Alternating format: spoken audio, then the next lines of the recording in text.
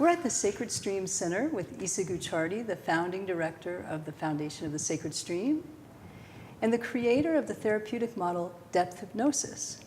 And we're here to talk to Isa today about Depth Hypnosis. So Isa, can you tell me a little about this model that you created? Depth hypnosis is a process of self-transformation. It is a process of understanding oneself at deep levels.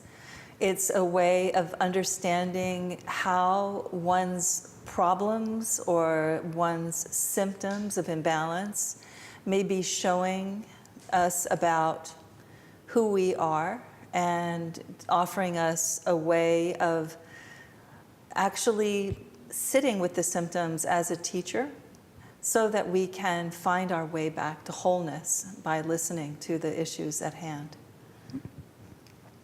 And how does it differ from other counseling models? One of the primary ways in which depth hypnosis differs is that in depth hypnosis, we're really looking at the therapeutic process as a process of self-discovery and discovery of the other by the practitioner. There's no idea that the practitioner has it all figured out and that there is a label that can be placed on the issue so that the label makes the issue knowable. It truly is a process of moving into the unknown, and the unknown is the deeper reaches of the self, and it's a very exciting process, and it is therefore very alive, because even though it takes a little bit of time to get used to being in the unknown and being in a constant state of discovery, what happens is that the therapeutic process is ever deepening with this method of inquiry that we bring with depth hypnosis. And I think that this is a little bit different than other therapeutic models which seek to create a conceptual model, place a diagnosis on it or a label on it, which of course is very helpful, because a lot of times if you don't know what you're dealing with, you don't know how to address it, right? And I think it is important to try to understand what is happening. I had someone in my office the other day say they really felt that they could not heal until they understood what had happened to them.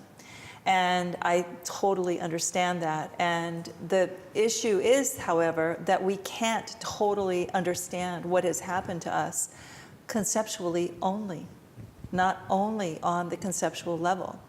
There are many different levels to the self that are sometimes excluded from other therapeutic models. So although they may provide wonderful tools at the level that they're working, they are limited, and that they don't include these farther reaches of the self as part of the discovery process of what might be going on with someone. And what are some of the ways that depth hypnosis accesses these further reaches?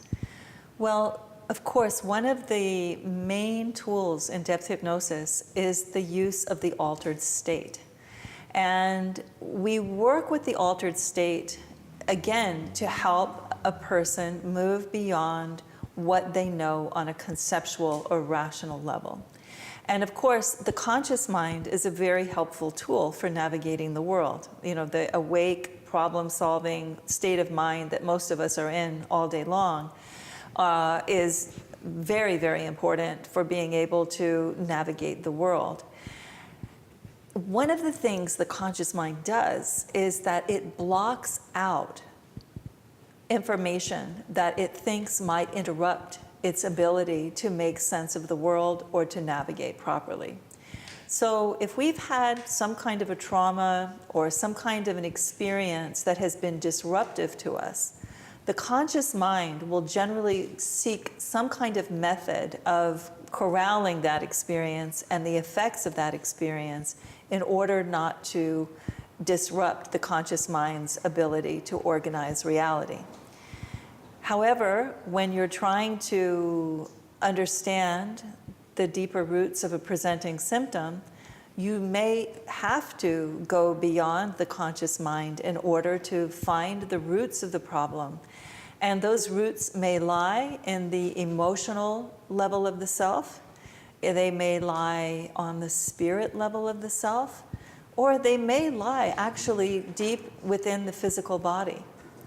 So it's important to recognize that the altered state is actually like a boat where you can navigate through these other levels of being without the usual blocks or defenses that the conscious mind might put up in order to protect the person from being disorganized. You actually have to allow yourself to become a bit disorganized in order to be able to heal sometimes. And of course, depth hypnosis has a lot of processes that help you as you feel a little bit disorganized. And one of the primary ways in which that disorganization might be supported is through connection with the part of the self that has only the highest good as its sole intent. This is the phrase that we use to address this part of the self that is wise, that is compassionate, and actually that some people feel that they may not have a strong connection with. But when they enter into the altered state and when they are guided with the methods of guided meditation, it's not exactly a guided meditation because the meditation is designed to help the person evoke their own imagery rather than plug into someone else's imagery when they're in an altered state, the way most guided meditation does. So they have this inner process where they are discovering this part of themselves that is wise and that is compassionate and that knows about the nature of healing. So as the person is moving past the conscious mind's blocks into the altered state, this part of the self is there greeting them, holding them, guiding them, so that they can allow themselves to become disorganized a little bit in the same way that they were disorganized when the original trauma or the original wounding happened, which is, of course, the experience that is driving the presenting symptoms.